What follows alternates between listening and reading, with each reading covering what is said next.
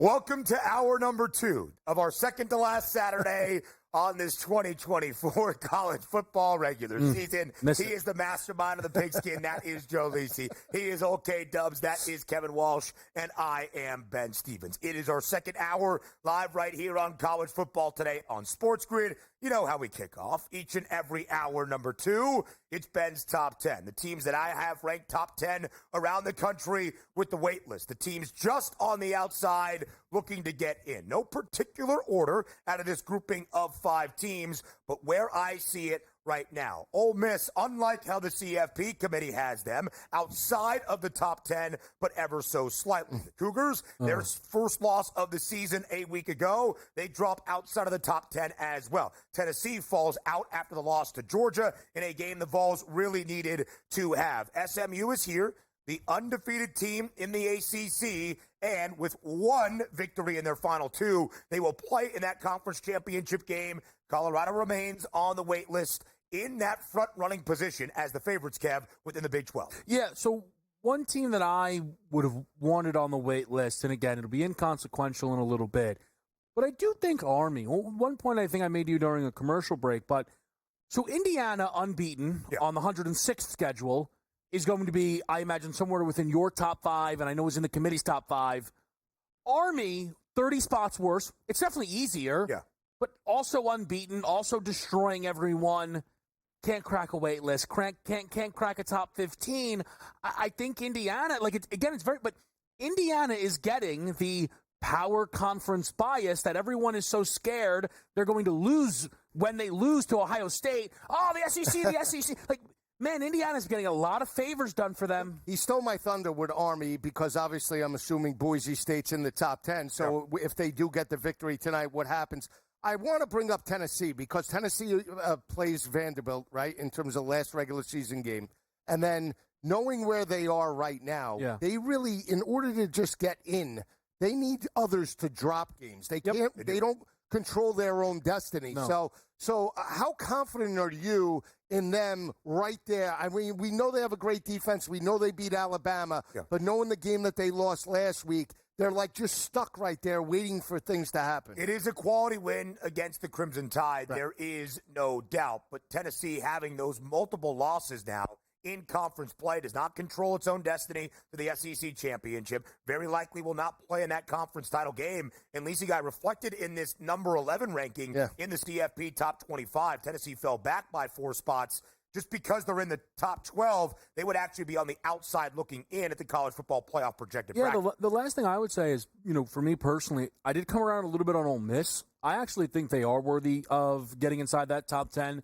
The win over Georgia, ultimately with what the Bulldogs did, the follow-up game against Tennessee, it looks even better. The South Carolina win goes under the radar, held that team to 3 points. Look, the Kentucky loss is terrible. It's terrible. A lot of people have forgotten about it. You certainly have not. It's a marginal difference, but still for me, nobody thinks Boise's better than Ole Miss. Ultimately, Ole Miss has much better victories than that. And Boise lost to Washington State, win that they were kind of holding as, hey, we've done a little bit of something here today. So for me, I think Boise's still getting too much respect because of Genty's star power. Now, let me just pose a question. Let's just say SMU drops today to Virginia. They have 2 losses. And Colorado wins, right? But let's just say somehow, some way they're out of the title game due to, mathematics. If it's SMU and Colorado, let's just say fighting for a 12th spot, who are you letting in? At large or? At large. They both have to run the table and lose in the conference title game. I'm saying, assuming certain things happen where they're battling it out. So which team are we giving the edge to? But that's what we're seeing here, not only in my rankings, but also in how the College Football Playoff Selection Committee deems it. We're talking one-bid leads for both the ACC and the Big 12. Whether that's justified or not, you feel it's unfair or not, that's what we are seeing. So if either of these 2 teams do not win their conference crown, I don't think either of them are getting in to the college football playoff. Let's get to the top 10. We'll go in reverse order, working our way up from 10 through 6. I have Miami here at number 10, a 40-1 price to win a national championship. I have been high on Boise all year long. The Broncos remain inside my top 10. Penn State is number 8 in my top 10. They're number 4 for the College Football Playoff Selection Committee. The resume is not great for the Nittany Lions, but only one loss to Ohio State. Georgia also higher in my top 10 than that of the committee. The Dogs are 10 from the committee, number 7 for me. Alabama with the head-to-head and where they stand with their multiple quality wins, number 6, Kev. So Penn State did for the first time in some time. They would crack my hypothetical top 10. I think that there's just been a lot. BYU falls far. Tennessee falls far. I think things worked out for them. Look, it's kind of this interesting thing. It's been going on for a few weeks now where you are ranking Georgia comfortably, more favorably than that of the committee. So I can't come kicking and screaming. Right. I still would have them significantly higher personally. I would have them in front of Alabama. I know Bama beat them. Oh, great, cool. This is not just a head-to-head thing because there's a team here, right? Again, let's be kind to the Big Ten. No top 25 wins. Lost by 15 in their own building to the one good team that they played in Georgia. I just think the Bulldogs should be top 5. You're someone who's always said wins matter. And I think sometimes it's been under the guidelines of wins matter. That's why losing games is going to hurt you. Wins matter. They have the best wins in college football, Georgia, and they're not being rewarded enough for it. They're playing well now, right? They're starting to peak. If we see that type of Georgia the rest of the way against Georgia Tech, and if somehow, some way they get into the SEC championship game, they're going to be there. I guess for me, the question is, can Miami do anything to get maybe from 10, obviously win an ACC championship, but can they get to top 5, in your opinion, based off of where they are right now? I don't believe so. One of the reasons I have Miami at 10 is when you look at the Hurricane schedule now, they only have 2 wins against teams that are FBS programs with a winning record above 500. That is actually fewer than both Penn State and Boise State. The Broncos have 4 wins against FBS teams above 500. Penn State currently with only 3. The Nittany Lions technically have a ranked win against the CFB top 25 team.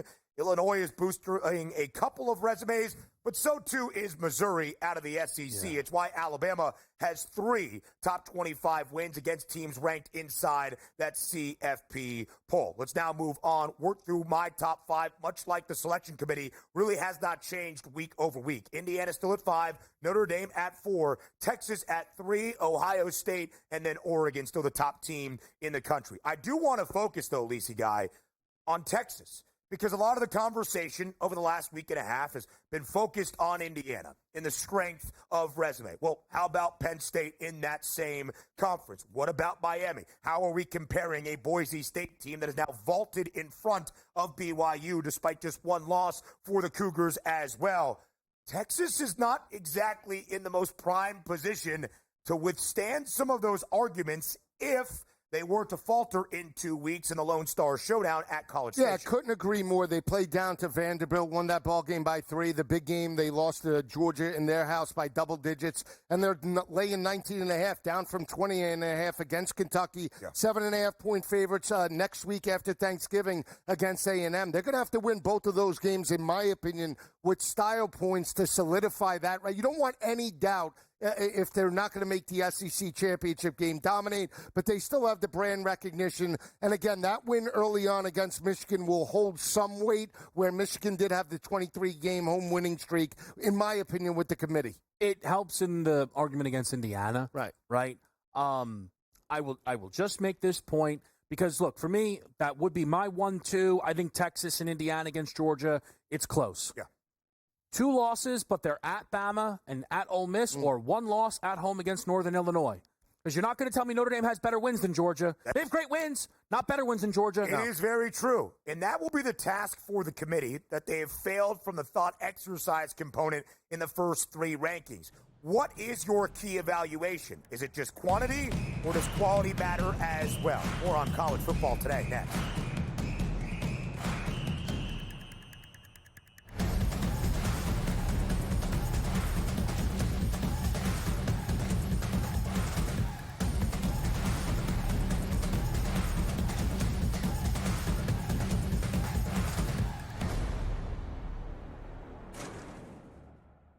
Chris Cyborg, 39 years of age.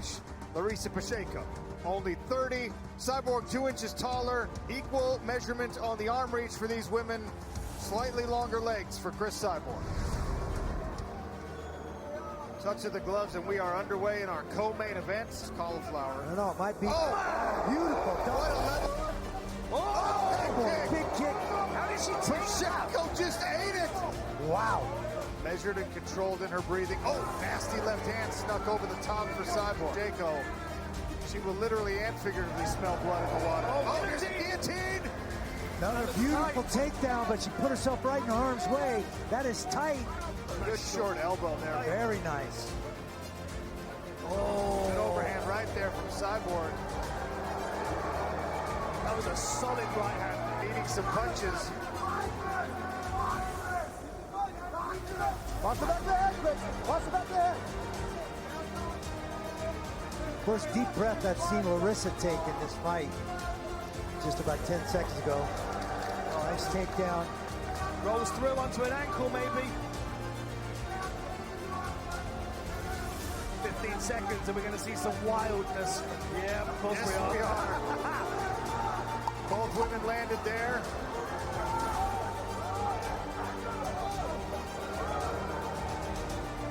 They'll swing away to the final bell here. 9-46, I'll have it for the winner by unanimous decision. And now the PFL Superfights Women's Featherweight World Champion, Chris Cyborg. The legend adds to her legacy. Chris Cyborg.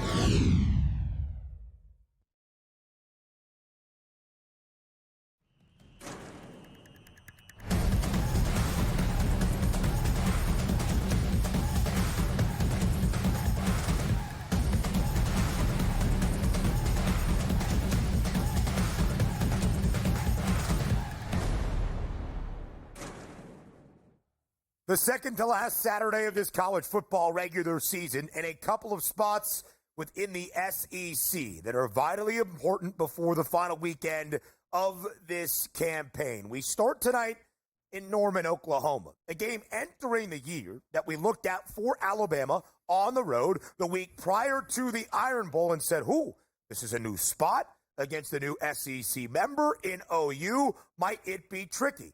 Well, the odds right now would tell you no. It's around 2 touchdowns, 14.5 earlier on this Saturday morning. Now under that 2-touchdown margin of 13 and a hook. And yet, Kev, a lot of people look at this as maybe that trappity trap spot ahead of a wild rivalry game, as we know, next week against Auburn. A lot of people are looking at Oklahoma, who has not had a great season, to keep this game close. How do you view it? Yeah, I think they can, certainly within the number of 14.5. That pumped at a number of spots. I know that number's, I think, working its way back down. I think one book was still showing a 13.5, a lot of flat 14s out there in the market as well. The thing about Oklahoma is they are not just a trap spot team. They are one of the 20 best defenses in college football. And if you now are Alabama, that is a spot that it is hard to extend on. It is. I know Texas ran OU out of the, off the field. Watching that game, just some tough turnovers allowed Texas to extend and kind of keep their hands at bay. Also for OU, what's really been, what has done them in this year is the offense. It is bad. Unfortunately for Brett Venables, he showed up to the SEC without an SEC-level quarterbacks slash offense. I think that's where coming off the bye week can help. Getting in your trick plays, just getting a little bit more comfortable game plan. Like, if you are Oklahoma, nothing matters more than this game. This would be, for Venables, the win of his OU tenure. And this is a guy who beat Texas last year. It gets you bowl eligibility, which I think still matters to a guy like Venables and a program like Oklahoma. This is a team that, caught this type of number on a neutral. Against Texas, I think in Norman, 14.5 is way too many. I'm with you, Kev. I like them. I took them at 13.5 earlier in the week. And to your point as well, let's not forget, 7.5 win total at the start of the year. We looked at the schedule for Oklahoma and said it's going to be a gauntlet for them to just potentially get to bowl eligibility, and they've done a pretty good job. And I'm with Kevin as well. The front seven only given up 109 rushing yards per game. We've seen them contain for the most part and stay within the number in Oxford against Jackson Dart. And that offense, they were very physical. Problem why they didn't really win that game or potentially win it was Jackson Arnold and the passing attack, right? They were down 6 wide receivers for much of the year. Got a couple of them back last week. They didn't show consistency, fell behind to Missouri, and lost that matchup. But with the extra week of preparation, I'm buying in. This is the Super Bowl, right? You're talking about a difficult place to play in Norman. I will just say this. If Alabama jumps up early, could be a very difficult spot. They have to dictate the tempo. Yeah. And the reason why I say that, OU's offensive line has allowed 41 sacks. Jackson Arnold has held on to the football way too long. They need to be within the margin. Can't be one-dimensional in the second half. We talked about the game as they were welcoming in Tennessee earlier in the opening month of this season. A ranked Oklahoma team had never been more than a 4-point home underdog in Norman since the late 1970s. That game closed 5.5 in favor of the Vols. They went to Norman, they won, and they covered. This is the largest spread that any version of an Oklahoma team, ranked or unranked, has seen at home since 1998. It is nearly 2 touchdowns. Total is only 46.5. Oklahoma's defense, a lot of the burden has been on its shoulders because of that inept offensive play this season. They have faced 664 snaps. That is the 7th most among Power 4 teams this year. They are only allowing 4.8 yards per play. And something about the Crimson Tide as well, they allowed at least 25 points in their first 3 SEC games, averaging 33 points per game allowed in that span. 24 points or less in their last 3, just 13 in total in their last 2. This Alabama defense looking a lot better right now under Kane Womack than they did earlier in the season. Let's get to another hefty road favorite in SEC play on this second to last Saturday. Joe, we go to the Swamp. Ole Miss now laying 12.5 against the Gators. 10.5 early this week. It is up by 2 points, even 12.5 in favor of the Runnin' Reds. They head into the Swamp. They take on a Gators team, Joe, that has covered in 5 of its last 6 as an underdog. How competitive is today in Gainesville? It might be competitive for a half, but in the end, I do feel like Ole Miss pulls away and does cover this 12.5-point number. I think they're the more complete offense with Jackson Dart averaging well over 330 passing yards per game. Dart completing well over 70% of his passes, but it's the defense going up against DJ Lagway, right? DJ Lagway, we've gotten enough film on him. LSU couldn't contain him,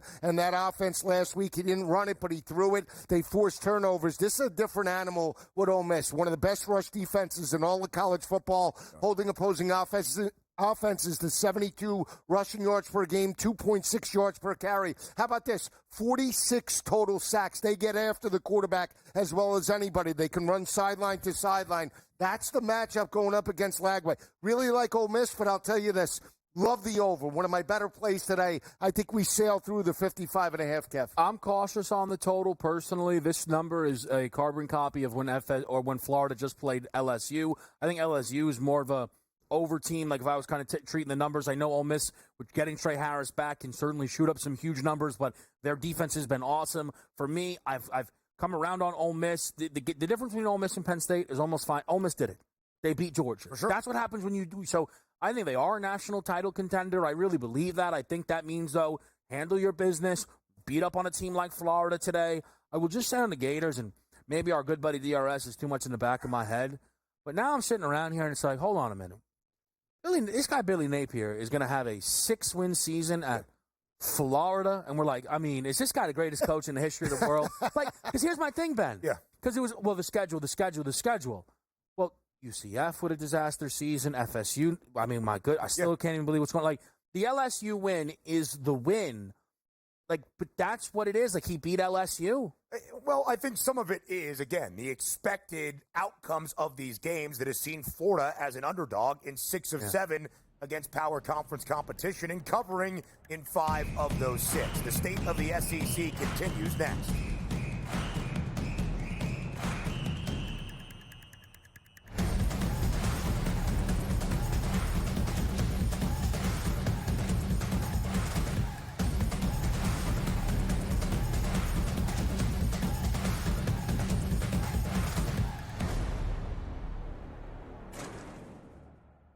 Chris Cyborg, 39 years of age. Larissa Pacheco, only 30. Cyborg 2 inches taller. Equal measurement on the arm reach for these women. Slightly longer legs for Chris Cyborg. Touch of the gloves, and we are underway in our co-main event. Cauliflower. No, it might be beautiful. What a level. Big kick. How did she take Pacheco just ate it. Wow. Measured and controlled in her breathing. Oh, nasty left hand snuck over the top for Cyborg. Pacheco, she will literally and figuratively smell blood in the water. Oh, there's a guillotine. Another beautiful takedown, but she put herself right in harm's way. That is tight. Good short elbow there. Very nice. Oh, an overhand right there from Cyborg.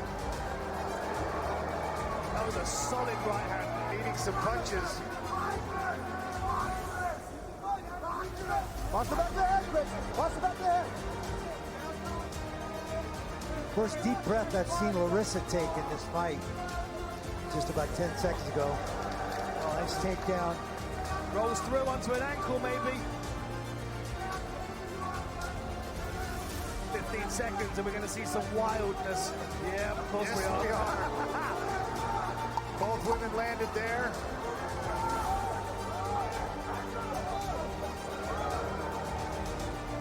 They'll swing away to the final bell here. 9-46, all have it for the winner by unanimous decision. And now the PFL Super Fights Women's Featherweight World Champion, Chris Cyborg. The legend adds to her legacy. Chris Cyborg.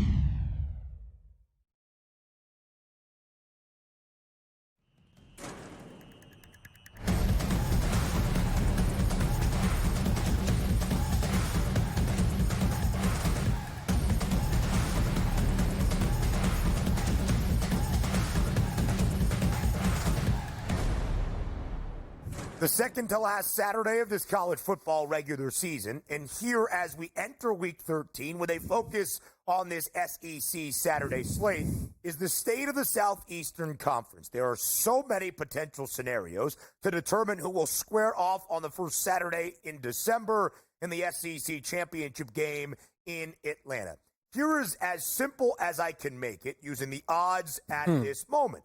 Texas is the favorite by 5 cents in front of the Crimson Tide, plus 160 for the Longhorns. Texas, in the renewal of the Lone Star State Showdown next week against A&M at Kyle Field, is a 7.5-point road favorite. Texas wins that football game, more than likely they are in. Alabama wins out, and Texas knocks off Texas A&M. The Crimson Tide in as well. It is why they have the two shortest prices. There is life yet for Georgia. A&M's viability really depends on that game next week at home in College Station against the Longhorns. There are multiple different scenarios for Ole Miss and Tennessee. But again, Kev, the simplest fashion to explain this. The winner next week of the Longhorns and the Aggies, and if Alabama wins out and handles business, the Crimson Tide will be playing in Atlanta. I think the one caveat, if I'm not mistaken, is Missouri losing would change the strength of schedule a bit. Correct. And could get Georgia then in the game. Here's the one thing that is really unfortunate, and it is the one downside presently to expansion, is what it has done to your conference championship games. Mm-hmm. It has not only made them less meaningful, Joe, they are now actually dangerous, where I think if you did ask Kirby and DeBoer under a lie detector, neither wants to play in that game. Well, think about what happened to Kirby last year. Undefeated in the regular season. They lose. And I understand it was 4 teams, but they still got left out after winning 29 of the last 30 games. 100%. So maybe Kirby might feel that way. Lane came out and said that way as well, that if you're on the outside looking in, it's in pole position. All you have to do is sit tight. So, again, we'll see how this plays out in regards to the final couple of weeks. I think if you're looking value, I would take the shot right now with Ole Miss at 10-1 to potentially win the SEC championship. I just think it's great value considering where they are, and I know they need a lot of help. But if we're talking pre-action today, right? Right here, right now, the 10-1 is like entertaining. Tiebreaker scenarios, head-to-head results, your matchup against common conference opponents. Third tiebreaker scenario in the SEC is your performance against the highest-ranked team in the conference standings. And then fourth, and where Alabama holds the tiebreaker right now, which is why the Crimson Tide really controls its destiny, is your conference opponent win percentage. That's where Mizzou would factor in. Again, a lot to be decided, and a lot will factor in on what could be described as trap spot or look-ahead spot Saturday in the SEC. So let's head to Austin, where the spread earlier in the week, Joe, was 20.5 in favor of the Longhorns, the number 3 team in the country, against Kentucky. It is now 18.5 on this Saturday morning. Kentucky as a favorite in SEC play. Awful. 0-4 straight up. Kentucky as a dog, catching at least 15 points in all three. A perfect 3-0 against the spread. Can the Cats keep this game close in Texas? I mean, I think they can, just because two factors. We've seen them step up before against the likes of Georgia at home and then on the road in Ole Miss, where they were catching multiple points and they won the ball game outright. I understand that was at the start of the year. But I've also seen Texas lay 21.5 to Vanderbilt and let that team back in after having a 14-point lead and the football at midfield with a minute to go in the second quarter. So, again, it's going down, though. It's 18.5. You still have 2 touchdowns and a field goal. By right, Texas should win this ball game by 45 points, but I'm going to take the Cats with the 18.5. You see my stress? Yeah. Yeah. Because I just knew this game existed. I'm like, I'll bet Kentucky. Like, secretly, Mark Pope has helped Kentucky football. That's how good he is. They've just been covering numbers left, right, and center. You see him drawing up those plays? Oh, what a I mean, really, what a coach. I follow that on this Twitter. guy's That's it. No, He's look, ahead of the curve. So I get to the game, and I realize I kind of lean Texas. I'm like, I can bow out here, I think. Because here's one thing I looked at. Sark, 3-0 against the number the week before playing Oklahoma while he was in the Big 12. Right. I think that's a relevant sample size.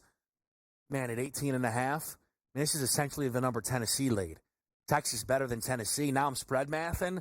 I might have to bet the Longhorns, and I don't know if the Pope will like that. Ooh, I might have to bet Texas. Texas as a favorite in SEC play, just 2-4 against the spread, courtesy of UTSA winning last night against Temple. The Longhorns now have 3 victories against teams above 500. We'll go fast. Up next.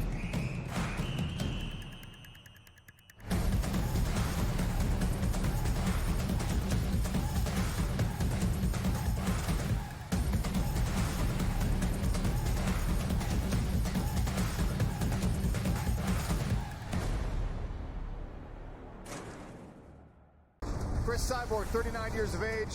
Larissa Pacheco, only 30. Cyborg 2 inches taller. Equal measurement on the arm reach for these women. Slightly longer legs for Chris Cyborg. Touch of the gloves, and we are underway in our co-main event. Cauliflower. I don't know, it might be beautiful. What a leveler. Oh, Big kick. How did she Pacheco just ate it. Wow. Measured and controlled in her breathing. Oh, nasty left hand snuck over the top for Cyborg. Pacheco, she will literally and figuratively smell blood in the water. Oh, there's a guillotine. Another beautiful takedown, but she put herself right in harm's way. That is tight. Good short elbow there. Very nice. Oh, an overhand right there from Cyborg. That was a solid right hand, needing some punches. Watch the back of the head, watch the back of the head. First deep breath I've seen Larissa take in this fight. Just about 10 seconds ago. Oh, nice takedown. Rolls through onto an ankle, maybe. 15 seconds, and we're going to see some wildness. Yeah, of course Yes, we are. Both women landed there.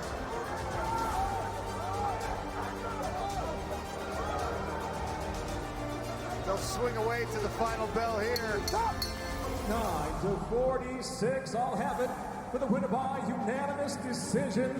And now the PFF Superfights Women's Featherweight World Champion, Chris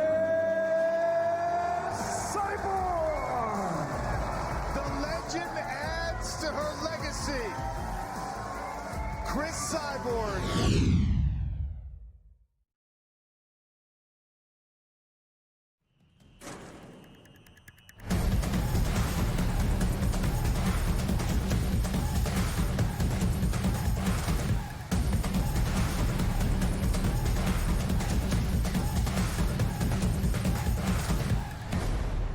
On week 13 of this college football season and this Saturday slate, it is time for us to whip around the nation. And we do that very quickly. Let's make it happen. It's time for the RPO.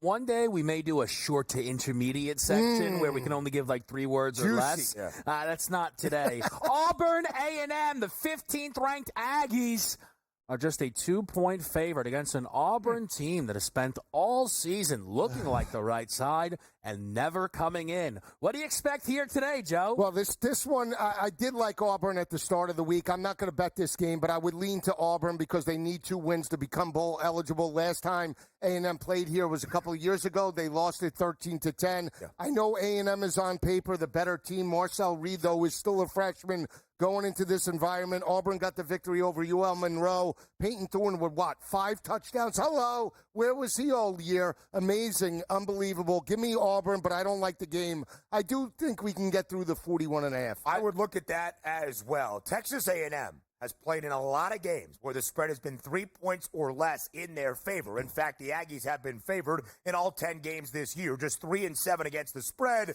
But Aggies backers, if you're looking at this game and you're looking forward to next week like your head coach Mike Elko already is against Texas, the good news is all 3 of your covers against SEC foes where that spread has been a field goal or fewer. You also have 2 outright losses with that 3-point spread. Right. But all 4 games against SEC foes where the spread has been a field goal or less, Texas A&M has gone over, so I like that look as well. I was going to just say Auburn is 5-1 to the under in SEC play. A&M 5-1 to the over in SEC play.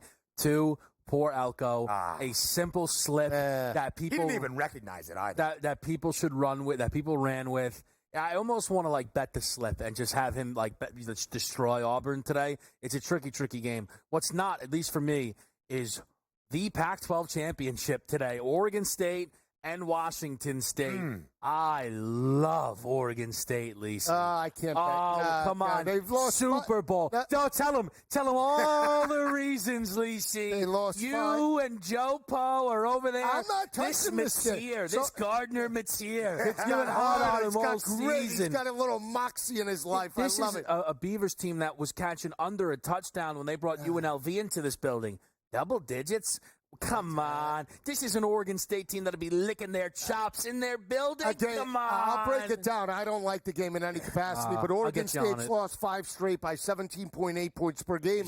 Walsh State lost last week to New Mexico 38-35, but too much offense for Walsh State to me. I would lay the 11.5. Again, a total I think we can get through in terms of the 56.5. Mateer gets it done. 56.5, that number. The Cougs over in 2 consecutive games. What a quarterback matchup last week with our guy Devin Dampier still running 193 yards and 3 touchdowns against Wazoo. But John Mateer on the other side, 375 passing yards, 4 passing scores, 65 rushing yards, another pay dirt finder on the ground, 440 total yards and 5 total touchdowns. I looked at the numbers. I said, yeah, man, it's the Cougs over the Beavs. Then I looked at the spread, and it's working against Wazoo, and I said, I will pass. Hope it's a great Pac-12 championship game on this Saturday evening in Corvallis. Let's get to another SEC game. What a disaster the last 3+ weeks has been for the Bayou Bengals. LSU has lost 3 games in a row, and if you follow the headlines in college football, they also lost the #1 quarterback recruit in the country, Bryce Underwood, staying home in the state of Michigan, now going to play for the Maize and Blue. But Lisi Guy back at home in gold uniforms tonight, laying more than a touchdown against Vanderbilt. Can LSU rectify its season with a victory tonight? They can't rectify the season, but this is one of my better plays. They could get a win and a cover. I can see the twinkle in your eyes. Baby, I really like this game. Let me throw a couple of numbers out for Vanderbilt. They're 0-9 over the last 9 meetings against the LSU Tigers. Last win against the Tigers came back in 1990. Last win in Baton Rouge, and I know they don't play every year, but came back in 1951. They've lost 3 straight. The LSU Tigers looked absolutely gutless and pathetic offensively and defensively in a rivalry game against Florida. Brian Kelly, I'm talking to you. You don't win this ball game by 14, 20, 28, you're on the hot seat. LSU rolls against Diego Pavia and the crew. I know they're an underdog and covering machine. They get slammed by LSU. Slammed. Baducci's in town. Slammed. The intel makes its way to the people. I think that game could have some juice. One game that is not supposed to have juice.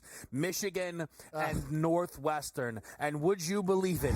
But it is essentially Michigan's Super Bowl because next week they've already lost that game. And this bowl eligibility on the line here against Northwestern. I look at this one and I ended my notes, the things I can say on air in all caps, leave me alone. I found a bet in this game, but we'll get to that in a little bit. What do you like, Ben? Northwestern a dog in all 7 Big Ten games, 3-4 against the spread, 2 outright victories, 4 wins outright as a double-digit dog with David Braum as their head coach. That's the most nationally in FBS. By the way, the Maize and Blue 23.5-point dog next week in the game, Lisi Guy, against Ohio State. Yeah, I originally liked Michigan, but you know what? I think this game means more to Northwestern than it does the Michigan Wolverines. At 5-5 overall, you think they're excited about becoming bowl eligible? Become bowl eligible over Ohio State and win outright as a 23.5-point dog and knock out Ohio State out of the playoff. I like Northwestern with the points. I had intel come across my desk. They blew it off the thing. Give me the Wildcats plus the points. Great intel. All right, how about Nebraska, Wisconsin? Some are saying Big Ten game of the day, and I'm listening to those people. I like the corn, Lisi. How about you? This Matt, all right. I mean, do it. Matt Rule. If he can't win this game after Wisconsin went toe-to-toe, who picked Wisconsin last week? No shot. No shot in Madison Camp-Rand. I heard it for 2 people on this desk. I don't know. Who said it? I said it. Wisconsin plus the 13.5. Right. Get a live bet on Oregon money line. Yeah. Here we go. All right. Wisconsin, they fired Phil Longo this past week. They go on the road. They've won 10 straight in the series. Last 4 by an average margin of about 7.7 points per game. Line open up at 2.5 down to 1. It's basically a pick. Win the game, Nebraska. Who do you like? I love Nebraska. I cannot figure you out. I mean, I got to throw it out there. I got to set it up. You zigzagged within the breakdown. I like Nebraska as well. Love Nebraska. To me, this is very simple. We saw it happen to Nebraska. Give it your all against Ohio State. Oh, come on. I don't feel like playing next week. Plus, we showed we're awesome. We don't even have to try that hard. UCLA wins outright. Wisconsin is in a similar spot. You gave the number 1 team in college football your best. It's hard to do that again. I think Nebraska wins this game at -113 now out there on the money line. It's a great number. The battle for bowl eligibility. Since Nebraska joined the Big Ten in 2011, Wisconsin has won 11 of 12 meetings against the Cornhuskers. Nebraska looking for its first bowl game since 2016. The Badgers have a bowl appearance streak of 22 consecutive years, the 3rd longest in FBS college football. Just 13 points or less in all 3 Big Ten losses for Wisconsin this season. Another rivalry game, late night in Los Angeles at the Rose Bowl. Now a Big Ten game, the 94th all-time meeting between the Trojans and the Bruins. The battle for the victory bell, Lisi Guy, in Southern Cal is a 4.5-point road favorite in Pasadena. Yeah, it's USC or bust for me. I watched that UCLA loss to Washington on the road. USC has an opportunity to become bowl eligible. Lincoln Riley needs this game. You lose this, you might as well fire Lincoln Riley. And if Wisconsin loses, fire Luke Fickell, not living up to expectations as well. USC or bust. USC is better than the 5-5 record suggests. I just wonder if Lincoln tries to cash in one final time while he still can and get to the NFL. And I just wonder if that's I wonder if his eyes have been lurking all season long, and that's what's allowed a lot of the slip-ups we've seen from them. The Bruins a dog in all 9 games they have played against power conference competition, 6-3 against the number. The coach, Terry Bowden, joins us next on CFT.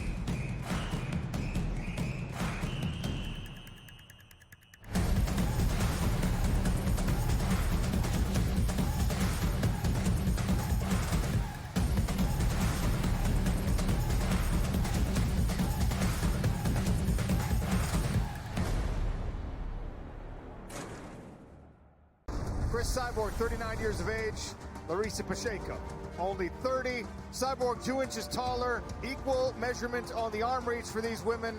Slightly longer legs for Chris Cyborg. Touch of the gloves, and we are underway in our co-main event. Cauliflower. I don't know, it might be Beautiful. What a level. big kick. How did she Pacheco just ate it. Wow. Measured and controlled in her breathing. Oh, nasty left hand snuck over the top for Cyborg. Pacheco. She will literally and figuratively smell blood in the water. Oh, there's a guillotine.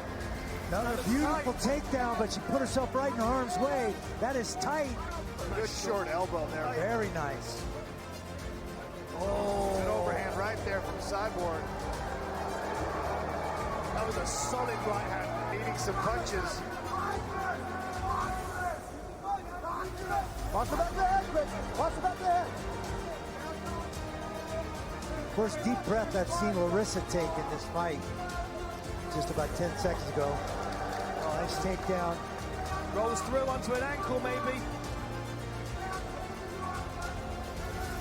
15 seconds, and we're going to see some wildness. Yeah, of course Yes, we we are. are.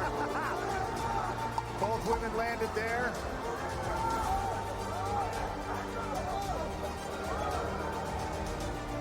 They'll swing away to the final bell here. 9-46. I'll have it for the winner by unanimous decision. And now the PFL Superfights Women's Featherweight World Champion, Chris Cyborg. The legend adds to her legacy. Chris Cyborg.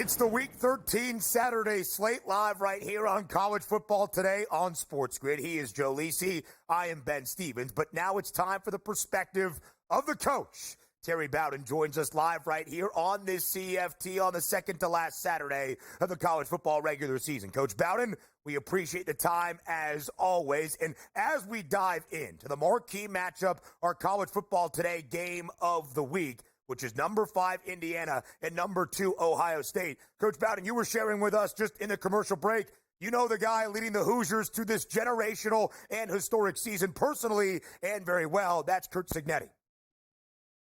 Yeah, and that's right. That's why this season just isn't something that just popped up there. He is an outstanding coach. His father, Frank Cignetti, was my dad's offensive coordinator at West Virginia when I played there, and then then his father became the head coach, and he was my head coach. I've known Curt Cignetti since he was 5 years old. But I'm telling you, his father was a genius offensive coach. Curt has been prepared to coach all his life. In this game, I would imagine, I think he's the better field coach on the field today in this football game. He's been doing it a long time. He's 63 years old, and he knows what he's doing with that football team. On the other hand, I look at the talent level. You know, Curt went out there and got his NIL money and got a bunch of G5 players that are really, really good. But Ohio State took about $20 million and got the best players in the country. And that's the other thing, too. Yeah, so, Coach, as we look at the key matchups in this game, and we see it here, a double-digit spread in favor of Ohio State at home in Columbus. Some have poked holes in the resume of Indiana based on how easy the slate has been this season. But you know Coach Cignetti very well. As they enter this game as a double-digit dog, how will Coach Sig have his Hoosiers ready to play today? Well, let me tell you what he'll do. He knows he's the underdog. He knows he's got to pull something off. He had a week off. You watch him to put a wrinkle in here, change a tendency, do something that they're not expecting him to do. And if he can get 7 to 10 points out of just playing differently, he'll try to get that. Whereas Ohio State says, hey, we're the better team. Let's just play our game. They better not do that, but they better have their own wrinkles. But I think Cignetti will take advantage of the off week and try to grab a couple of points. Then he's got to win the turnover battle to have a chance here, because the bottom line is Ohio State still has more talent, and they'll still probably do enough. But I'm taking Indiana with the points right now. Coach, when you look at Ohio State, their All-American center, McLaughlin, went down with an Achilles tear. They're going to have a backup, does have experience. How much pressure does that put on the center, obviously, in the offensive line to have continuity in this matchup? They have had an extra week of preparation heading into this. They did play Northwestern, but how much pressure is on this offensive line today? Joe, I think that's a good point because next to the quarterback, the center is the most important position on the offense. He makes all the calls of where the pressure is coming from, what the linemen have to do. Everything's on his shoulders up front. And when you lose your center, that's next to losing your quarterback. So that's why I'm picking the under. I think the talent will overcome it. But you got to remember, I think Indiana, is the number one rush defense in the country. They play great defense, not just great offense. And so that's going to keep the score down. But like I said, overall talent, there'll be a big play. Too many playmakers on the team at Ohio State. And Indiana has still had an easier schedule. But it's not their fault that Washington wasn't very good, Michigan wasn't very good, and Nebraska wasn't very good. It wasn't their fault that these teams that are usually really good weren't that good. It's also the quality of how Indiana has been steamrolling past that inferior competition this year, Coach. Another great game tonight inside Yankee Stadium where an undefeated team is yet again a double-digit and more than 2 touchdown underdog. That is the 9-0 Army Black Knights taking on number 6 Notre Dame. The lone loss against NIU, but outside of that, Coach, they have been a wagon this year. 14.5-point spread in favor of the Fighting Irish. If Army stays in this game, how close can they keep it? I don't think they'll keep it close enough at the end of the game. Now, I have some background here. I played Army last year and the year before. I also played Army when I was at Auburn, so I see them playing inferior teams. I see them playing Power 5 teams, and there is a difference. And I think that's the reason Notre Dame, with their talent, will eventually pull away. Now, this quarterback is something special. You can't look at Navy because they turned the ball over 6 times. That's an outlier. Doesn't apply here. I don't think Army will turn the ball over. Army, if they can make a lot of 3rd downs and 4th downs, because they'll go for it, and not turn the ball over, they can keep it close. But the talent level is too much for Notre Dame. The differences in these two teams will be the offensive and defensive lines. Notre Dame ought to be able to mash the smaller players off the ball. And on defense, the key to stopping the option is to get penetration. Make things happen in the backfield because they want to do all that faking and misdirection. And that's what Notre Dame will be able to do. So Notre Dame will pull away too much talent, and the talent will be the difference, and they'll cover. Coach, if Army is to potentially pull off the upset, how important is it for them to dictate the tempo and score first in this matchup? Oh, they've got to score first and control the clock.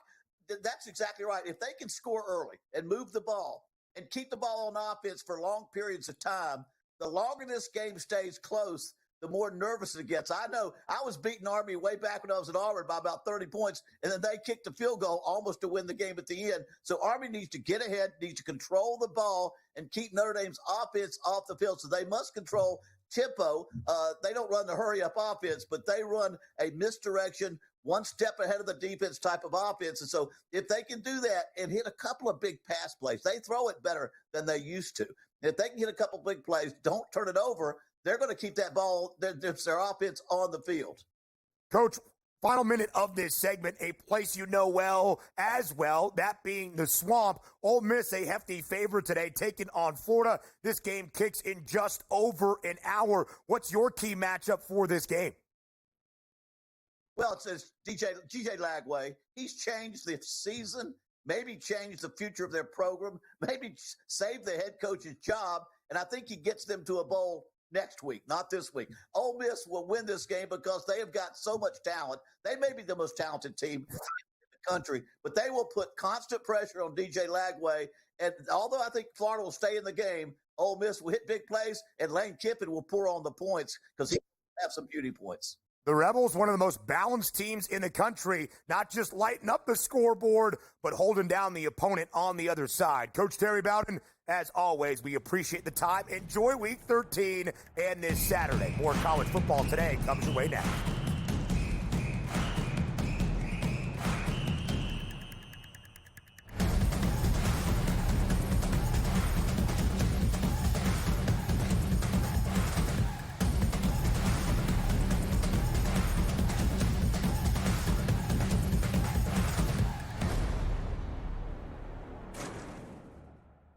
Chris Cyborg, 39 years of age.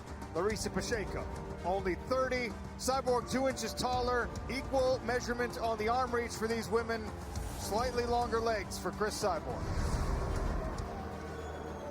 Touch of the gloves, and we are underway in our co-main event. Cauliflower. I don't know, it might be beautiful. What a level. big kick. How did she take Pacheco just ate it? Wow. Measured and controlled in her breathing. Oh, nasty left hand snuck over the top for Cyborg. Pacheco. She will literally and figuratively smell blood in the water. Oh, there's a guillotine. Another beautiful takedown, but she put herself right in harm's way. That is tight. Good short elbow there. Very nice. Oh, an overhand right there from Cyborg. That was a solid right hand. Needing some punches. Watch the back of the head, Chris. Watch the back of the head. First deep breath I've seen Larissa take in this fight. Just about 10 seconds ago. Oh, nice takedown. Rolls through onto an ankle, maybe. 15 seconds, and we're going to see some wildness. Yeah, of course Yes, we are. Both women landed there.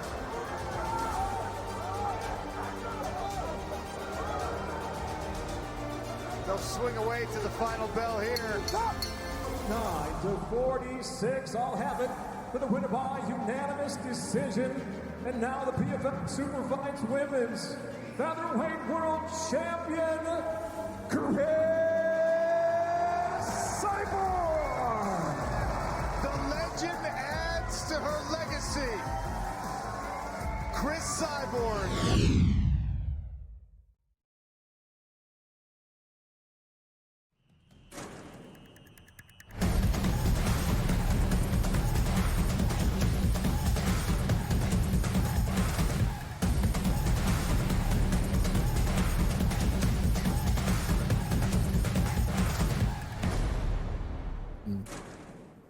Welcome back to College Football Today, live right here on this Week 13 Saturday on SportsGrid. It is now time to give you some picks and to add some extra money into your wallet. First, with a couple of touchdowns, and then, well, at least with a couple of money line underdogs that might pull off the outright upset.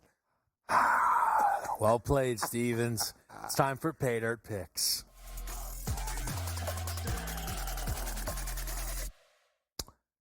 I can only imagine that was to try and throw me off my game. My touchdowns have been red hot.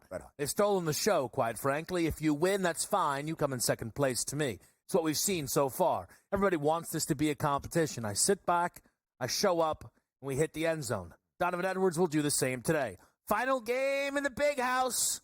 Donovan Edwards gets into the end zone. I mean, he's the legend of this team. Colston Loveland beat it. Khalil Mullings benched. Come on. He's been losing out on carries last 2 weeks anyway.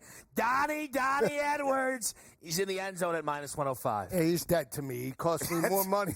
Hold on. That guy had 80 rushing yards in the national championship game after not going through 24 Sorry, years. database. 100 Intel plus. just came in. You're off Edwards? Yes. Edwards told me he's been waiting for you to get off him since the title game.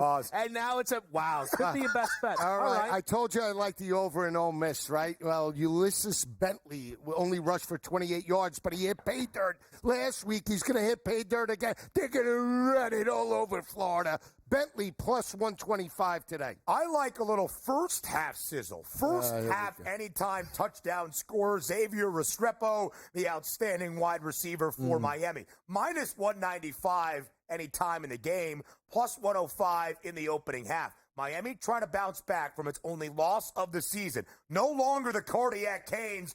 Do it from the jump against the fifth worst passing defense in the country in Wake Forest. I expect a huge day for Cam Ward. He'll connect with his top target, Xavier Restrepo, in the opening 2 quarters. And now to the guys behind the scenes. Chris Kofsky, you did it. Antonio Williams, touchdown last week for Clemson. This week, Kofsky guy on Jalen. Oh, not Kofsky guy. Excuse me. Trey Harris for Chris. Minus 120 to find Pater back this week for Ole Miss, the leading wide receiver in the country when he has been available. How about A.J. Freeze calling the shots behind the scenes? He likes Jackson Dart, the quarterback, to utilize the legs. 3 of the 6 anytime TD picks. Ole Miss running Revs, you don't say. Jalen Daniels was my pick last week. Snapped a 4-game streak of finding Pater. Joe Frizo looking at Daniels to score today for Kansas against Colorado. Now to mostly moneyline underdog. No, it's time to open the vault and find that value like we finally did last week. It's time to go for the loot.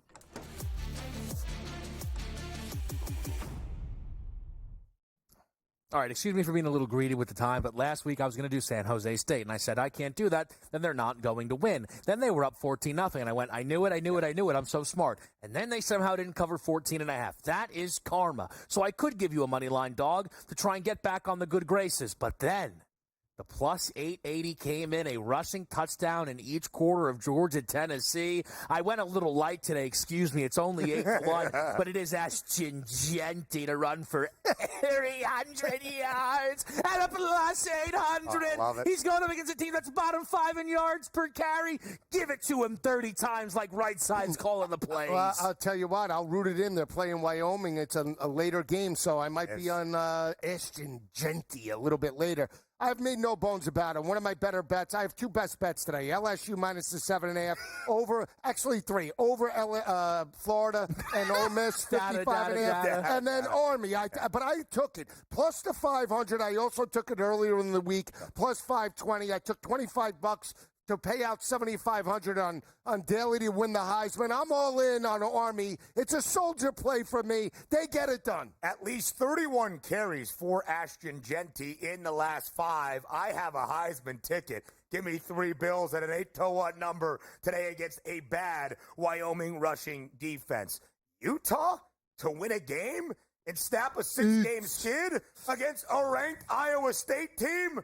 The game is in Rice-Eccles, where Utah is still 98-29 at home in the 2 decades with Kyle Whittingham. That's a win percentage better than 77%. It's senior day.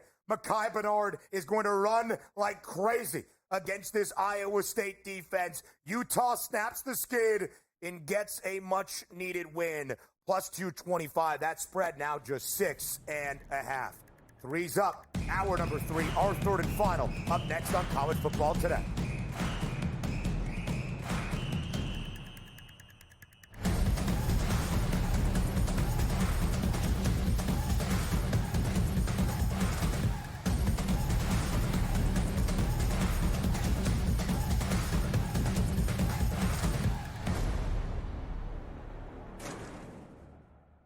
Chris Cyborg, 39 years of age. Larissa Pacheco, only 30. Cyborg 2 inches taller. Equal measurement on the arm reach for these women. Slightly longer legs for Chris Cyborg. Touch of the gloves, and we are underway in our co-main events. Cauliflower. I don't know, it might be beautiful. Big kick. How did she take Pacheco just ate it. Wow. Measured and controlled in her breathing. Oh, nasty left hand snuck over the top for Cyborg. Pacheco. She will literally and figuratively smell blood in the water. Oh, there's a guillotine. Another beautiful takedown, but she put herself right in harm's way. That is tight. Good short elbow there. Very nice. Oh, an overhand right there from Cyborg. That was a solid right hand. Needing some punches. Watch the back of the head, Chris. Watch the back of the head. Of course, deep breath I've seen Larissa take in this fight just about 10 seconds ago. Oh, nice takedown. Rolls through onto an ankle, maybe. 15 seconds, and we're going to see some wildness. Yeah, of course we are. Both women landed there.